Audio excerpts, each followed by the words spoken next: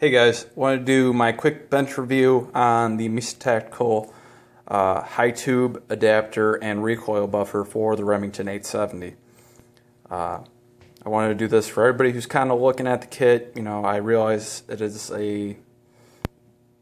probably the most expensive recoil adapter if you are looking into this kind of a stock for your Remington 870. I'm not going to compare this against the Mossberg 500, or I'm not going to beat that horse with a stick. So we're just going to go over this particular setup. So let's get it right into it. Obviously, this is the high tube adapter. It's going to line up right with your receiver. I got a dog that's crying, wanting to go outside.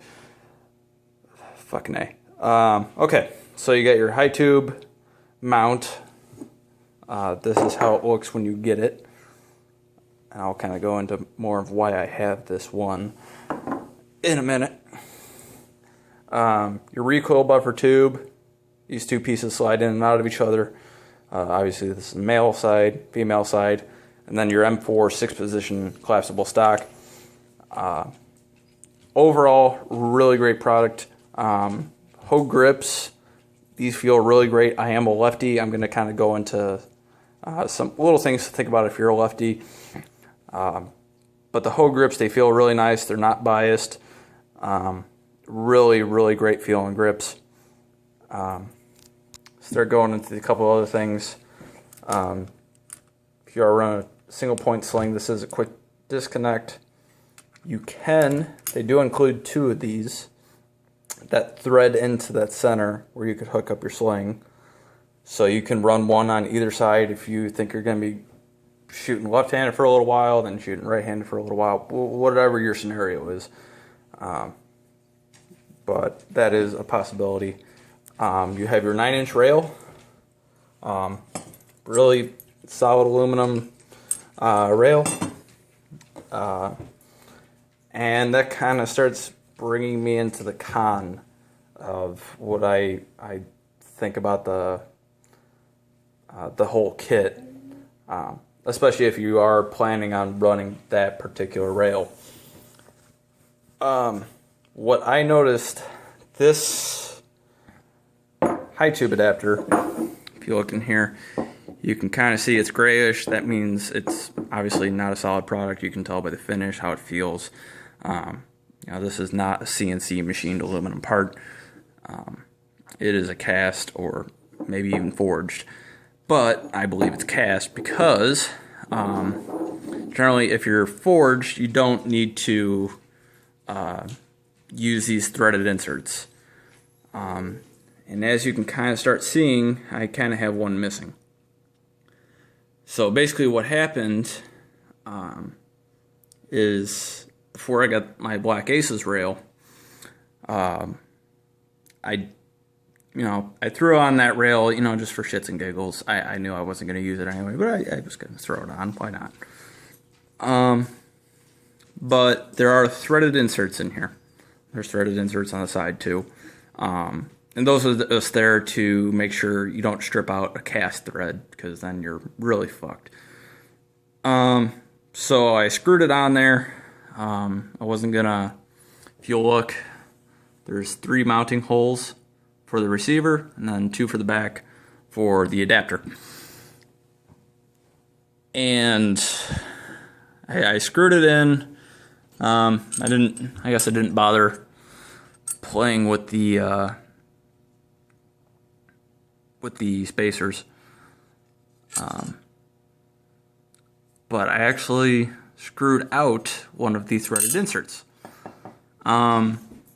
So, if you are going to run this rail, what I would recommend doing, it's not a huge fucking big deal, but it's just one of those things to be aware and just kind of knock off your list when you're installing all this.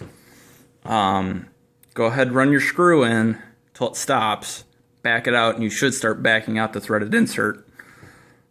Back it out, throw some Loctite on it. It's run it back in, and leave it set for at least 24 hours. You know, use red or green Loctite, you know, something more permanent, something to keep it in there so you never have a problem with it again. But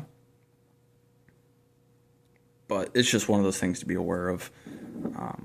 You know, obviously I'm not using it. I don't care. But it's just one of those things to be aware of if you're buying this product. Now, as far as why I had this other piece, you know, it's another high tube adapter. When I received it, you can kind of start seeing it there. It had some damage to it. So I still slapped it on, called up Mesa. I said, okay, email us over some pics. And, you know, let's take a look at it. Sent the pictures over to them. They said, okay, we'll send you out a new one, and voila, there's my new one. Here's my old one if I ever feel like I need it or somebody really wants it, wants to buy it off me. It is for sale. But overall, for the product, it is a really great product. And if you're trying to think of how this would feel, I shoot almost nothing but slug out of this. There's only been a handful of birdshot through this, you know, shooting from an outdoor range. But my indoor range really, you know, requires you to shoot slug. Of course, I am shooting rifled slug because it's a smoothbore barrel. The way I would compare shooting this with slug is how birdshot in 20 gauge feels. Now, if you ever shot trap with 20 gauge or just shooting 20 gauge whenever, you know, it's not a whole lot of fatigue to your shoulder. You can basically shoot it all day, unless you're shooting something really crazy. You know, then I really can't say. But, yeah, I could shoot this gun all fucking day long. I really do not have a problem with it at all. You know, even compared to shooting 12 gauge with birdshot, you know, shooting trap. You know, my last trap day, it did put a bruise on my shoulder, and I was thinking about pulling out this gun for that reason, you know, just because I was done, you know, getting hit with it. But it is really a dramatic difference on how the gun feels when you shoot. You know, I'm not going to give you, oh, it reduces recoil by 50%. I think all those numbers are pretty fucking hyped. You know, there's not a whole lot of good way to test that unless you're really... I guess the only way you could test that is to, you know, stand the gun straight up and fire it against a scale. You know, some kind of way to test the dynamic force that's being applied to the butt end when fired. I'm not going to do that, you know. I can only really give you my opinion towards it.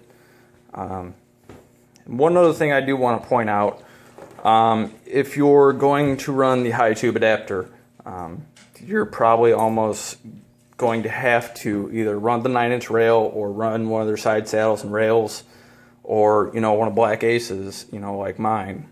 Reason being is because if you have that bead sight only, you know, like I do, I just bought this as a Remington 870 home defense.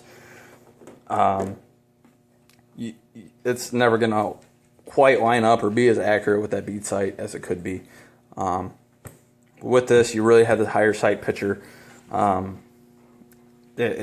Magpul sights line up great for me. But I just kind of wanted to give you guys a good bench evaluation of this kid. You know, also, I don't know if I mentioned it already, because I've done this video about 15 times already and deleted 10 of them. If you are a lefty, when you shoulder the gun, unless you have super long thumbs, which mine aren't that long, but I would suggest at least going to an oversized safety. I haven't done it yet, but it is in the works. I bought enough shit for this already. I'm kind of holding off on it. But unless you have a longer thumb, you're going to have to unshoulder the stock and then depress your safety with your thumb. And that's really the only good way to do it, you know, that I have found. just because I don't have super long thumbs. But yeah, other than that, it's really been a great kit. I can't complain about it. Can't complain about Mesa. They really do make some awesome products. I've debated going to one of their high tube rails, but we'll see. Maybe one day. But I really do like my black aces. Yeah, if you have any questions, please comment. I will follow this up with a shooting video. Hopefully, I will link that in the description when it is available. I'm kind of working that together right now. But yeah, any questions, feel free to let me know. Thanks.